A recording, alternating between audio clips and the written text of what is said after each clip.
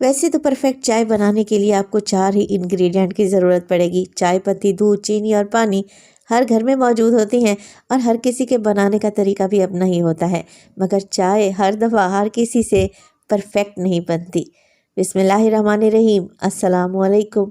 खुश रहें, आबाद रहें, जहाँ भी रहें, हैप्पी रहें और हेल्दी रहें। तो मैं हूँ फ़ाइज़ा और वेलकम करती हूँ आपको चटपटे पकवान में। आज बनाएंगे बेहतरीन कड़क चाय मेरे स्टाइल से।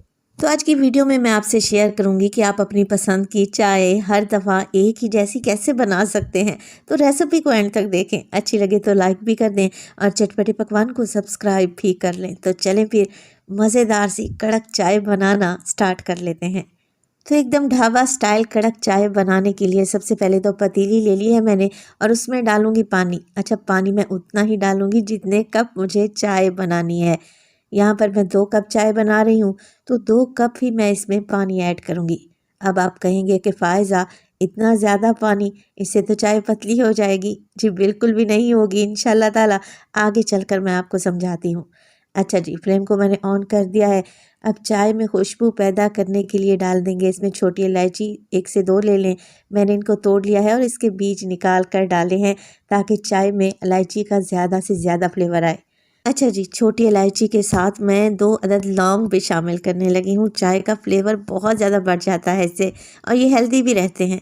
तो अगर आपको लौंग का फ्लेवर पसंद नहीं है तो आप इसमें सौंफ भी डाल सकते हैं या फिर स्किप भी कर सकते हैं।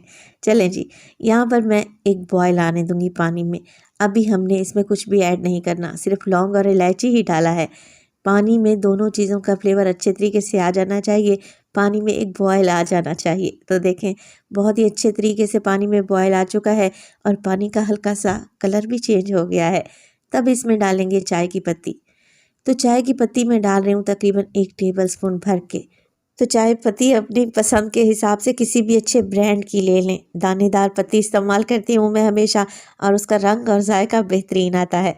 चलें जी, यहाँ पर पत्ती जो आप लोगों ने शामिल करनी है हमेशा उबलते हुए पानी में ही डालनी है ताकि ये पानी में जाकर फूले और इसका फ्लेवर और रंग ज़्यादा से ज़्यादा निकले।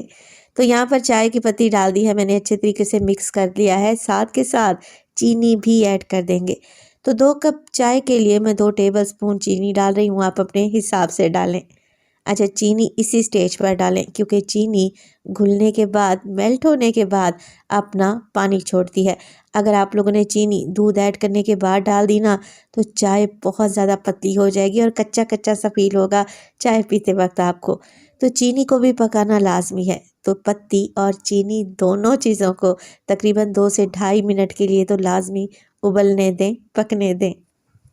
तो 2 से ढाई मिनट में चीनी का कच्चापन भी चला जाएगा और चाय पत्ती अच्छा कलर भी छोड़ देगी। तब आप इसमें डालें दूध।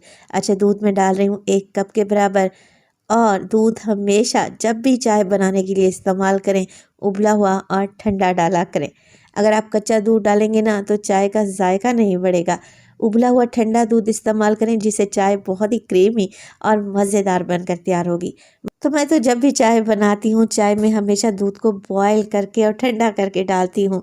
अगर मज़ीद क्रीमी और गाढ़ी चाय पीना चाहते हैं तो हल्की सी मलाई भी ऐड कर लें दूध के साथ, चाय को 4 चांद ही लग जाएंगे। तो यहाँ पर देखिए, दूध डालने के बाद मज़ीद मैं 2 से 3 मिनट के लिए चाय को बॉयल होने दूँगी और मुसलसल फेंटती जाऊँगी। तो क्रीमी चाय बनानी है तो चाय को फेंटना तो लाजमी पड़ेगा। ऊपर से नीचे की तरफ अगर चाय को इस तरीके से आप लोग गिराते हैं ना तो चाय में एयर पैदा होती है जिससे चाय और भी क्रीमी बनकर तैयार होती है। और इसी स्टेज पर अगर तो रेसिपी आप लोगों को ज़रा सी भी अच्छी लग रही हो, रेसिपी को लाइक कर दें और चटपटे पकवान को सब्सक्राइब भी कर लें। आप सब लोगों का बेहद शुक्रिया। तो दूध डालने के बाद चाय को मज़ीद 2 से 3 मैंने अच्छे बॉयल आने दिए हैं, साथ के साथ फेंटती भी रही हूँ। अब आपको पता चला होगा कि मैंने पानी 2 कप के बराबर क्यों डाला था, क्योंकि अच्छा खासा पानी भाप बनकर उठ जाता है और आपके पास आ जाती है क्रीमी मज़ेदार सी चाय। चाय तैयार है, जल्दी से इसे छान लेते हैं और गर्मा गर्म स्ट्रॉन्ग टी को सर्व करते हैं। तो देखें, लग रही है ना टेस्टी। इस तरीके से चाय बनाएंगे तो आपकी सारे दिन की थकावट मिनटों में ख़त्म हो जाएगी। मैं कहती हूँ ऐसी जायकेदार चाय को कोई भी पीने से मना नहीं करेगा, क्योंकि ये इतनी क्रीमी और लजीज बनी है। तो रेसिपी ट्राई करें तो अपना फीडबैक लाजमी दिया करें। अपना बहुत सारा ख्याल रखिएगा। फ़ाइज़ा को अपनी दुआओं में याद रखिएगा। मुझे दीजिए इजाज़त। टिल देन, अल्लाह निगहबान।